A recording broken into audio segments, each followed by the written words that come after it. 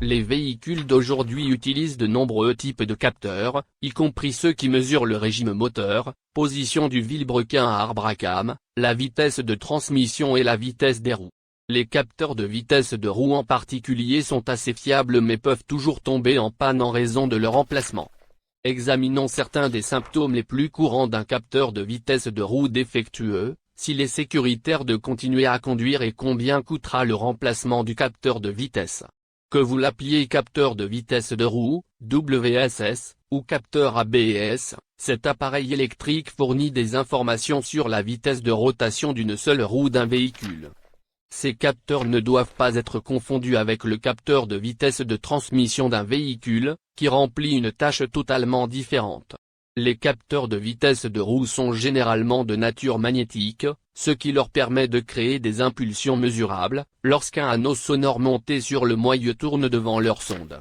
La vitesse à laquelle ces impulsions sont créées a une incidence directe sur la vitesse détectée de la roue en question, telle qu'interprétée par le logiciel de gestion du véhicule.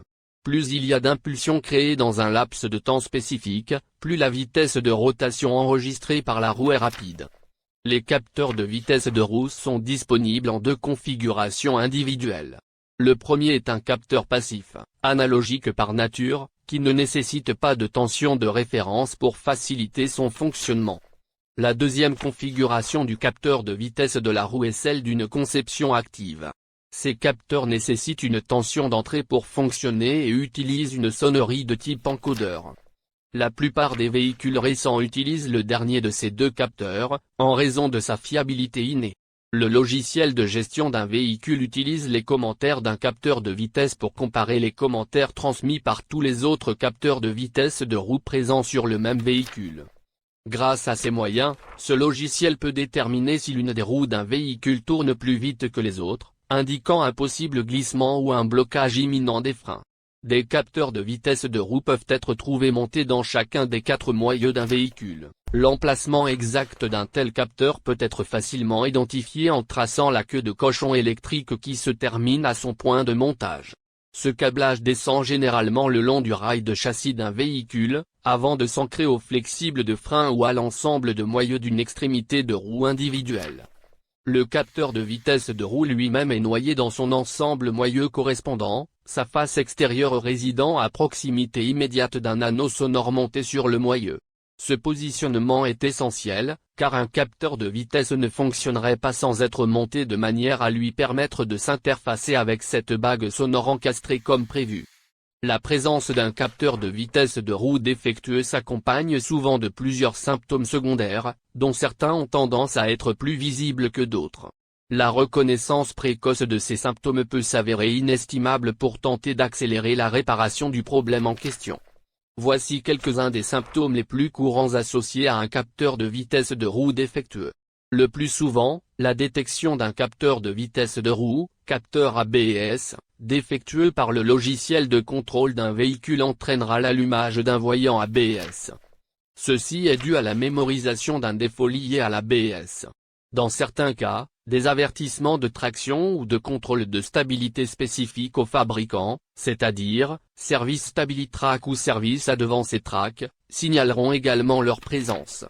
Les freins anti-blocage, le contrôle de stabilité et l'antipatinage d'un véhicule reposent tous sur les retours de chacun des capteurs de vitesse de roue d'un véhicule.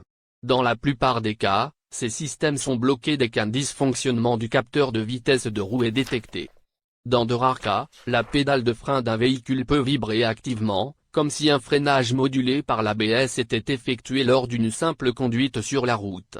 Comme mentionné, il s'agit d'un symptôme plutôt rare qui est plus susceptible de toucher les véhicules plus anciens que ceux d'un millésime plus récent. Vous remarquerez peut-être également qu'il faut plus de temps pour arrêter votre véhicule après la panne d'un ou plusieurs capteurs de vitesse de roue, en particulier lors d'un arrêt d'urgence ou d'un arrêt de panique. Cela est dû en grande partie à l'absence de fonction ABS résultant du verrouillage automatique mentionné ci-dessus. Un capteur de vitesse de roue peut tomber en panne pour un certain nombre de raisons, dont certaines ont tendance à être plus fréquentes que d'autres. Par exemple, le capteur peut être irrémédiablement endommagé par un impact de débris résultant de la collision avec un matériau solide déposé sur la chaussée. Alternativement, le signal d'un capteur de vitesse de roue peut être gêné par la collecte de débris métalliques dans ou autour de son élément magnétique. En plus de cela, un capteur de vitesse de roue peut également être compromis lorsque son câblage est endommagé ou en raison d'une accumulation excessive de corrosion sur son connecteur. L'une ou l'autre de ces conditions peut provoquer une résistance excessive dans le circuit du capteur de vitesse lui-même, voire même entraîner une connexion ouverte dans les cas les plus graves. /P Le coût exact du remplacement du capteur de vitesse de roue peut varier d'une marque et d'un modèle de véhicule à l'autre. Dans de nombreux cas, un fabricant facturera un capteur de vitesse beaucoup plus cher que d'autres. Alternativement, les tarifs de main-d'œuvre pour le remplacement d'un capteur de vitesse particulier peuvent être beaucoup plus élevés sur un modèle de véhicule que sur un autre. En moyenne, vous pouvez vous attendre à payer entre $150 et $300 pour remplacer l'un des capteurs de vitesse de roue de votre véhicule. De manière générale, environ un tiers de ce coût sera attribué à l'achat du capteur lui-même, tandis qu'environ 2/3 seront liés à la main-d'œuvre nécessaire à une telle réparation. Bien que vous puissiez continuer à conduire avec un capteur de vitesse de roue compromis, cela n'est pas conseillé.